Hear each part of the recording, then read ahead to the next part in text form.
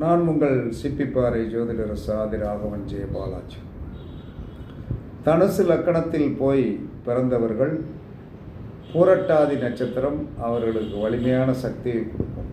அதனால் மாம்பழங்கள் சாப்பிடுவதனாலும், மாசா குடிப்பதனாலும், குபேரனை வணங்குவதனாலும்,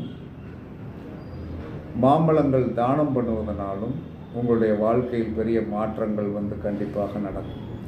மகர லக்கணத்தில் போய் பிறந்தவர்கள் ரேவதி நட்சத்திரத்திற்குண்டான அதிதேவதையை வணங்குவதனாலும், ரேவதி நட்சத்திரத்திற்குண்டான இளந்த பழம் சாப்பிடுவதனாலும் உங்களுடைய வாழ்க்கையில் பெரிய மாற்றங்கள் அடையும். என்ன காரணம் என்று சொன்னால், நம்முடைய லக்கணம் வலிமையாக இருந்தால்தான்.